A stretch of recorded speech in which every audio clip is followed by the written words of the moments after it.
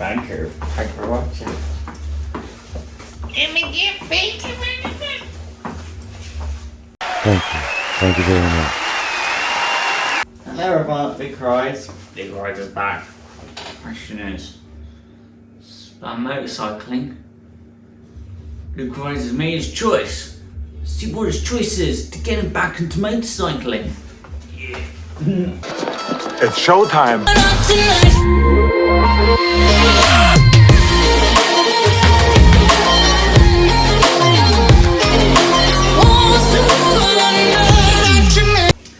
Thanks for watching everybody. So, what has Luke Rides chosen? What's going to get him back into motorcycling? Well, won't tell you too much, but it's red and it is Ducati. Because it's quite interesting. Ducati make the Naked. They make the Naked motorcycle in the form of the Monster. And the thing is, as being an L twin, one of the things that we'll do is that compared to the KTM 690R, that will be a smooth engine. Well, KTM 690R is very, very powerful. You know, very, very light, but it's a massive single cylinder going up and down. So what you get from that is a lot of vibration. I know KTM have done their best with the last generation of 690 Duke R, but still, and because it's single cylinder, if your gearing is too low, you get a lot of shaking from the chain because of the slappiness of a single cylinder, because it doesn't have multiple cylinders supporting it. When it gets too low, the chain really feels that when the RPM is just too low.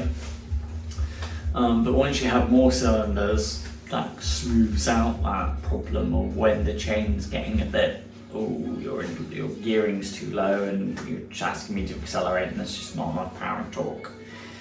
So we have narrowed it down to Ducati, which is quite interesting. We narrowed it down to the S2R, which is quite interesting. So the S2R was the latest line of air-cooled, fuel-injected, which Ducati were now, well, refining their fuel injection system. This was the time when motorcycles were going fully fuel-injected, and so Ducati did the same, and they actually made two versions. So they made the S2R 800, which was the agile, I hate that word, it's not that, it was agile. It was the lighter version. It was the lighter, less torque, less power, but smaller, which means easier to maneuver, to go around town. But what Ducati did was they just lavished it with everything. Brembos, Schultz, very competent, very sporty suspension, fantastic trellis frame chassis, beautiful. That's amazing.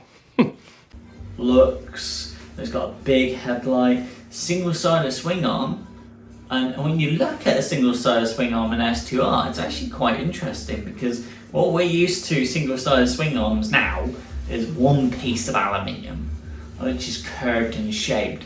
But back then, the engineering didn't exist, and Ducati didn't have that knowledge in order to do that. So when you look at a 2005 S2R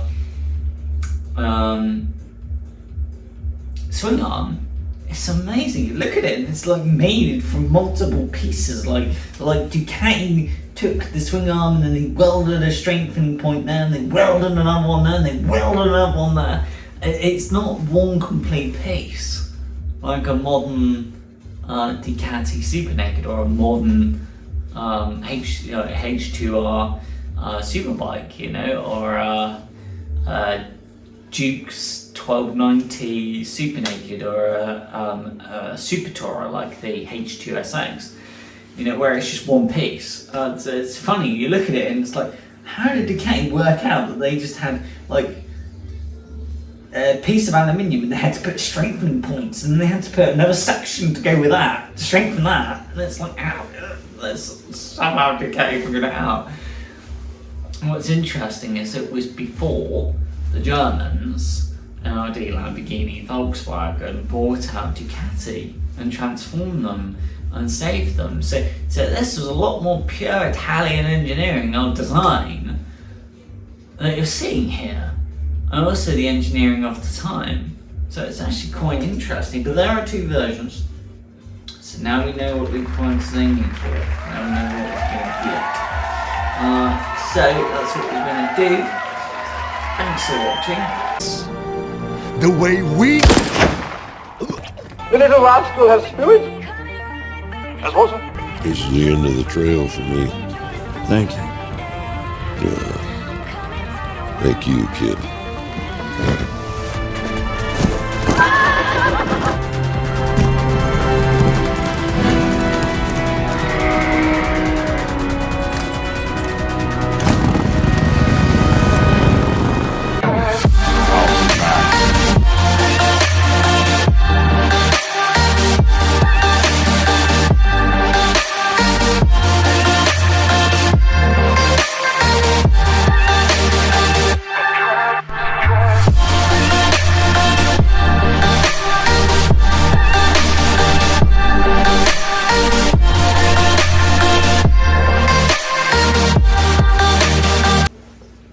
Of course, needs a signature coffee.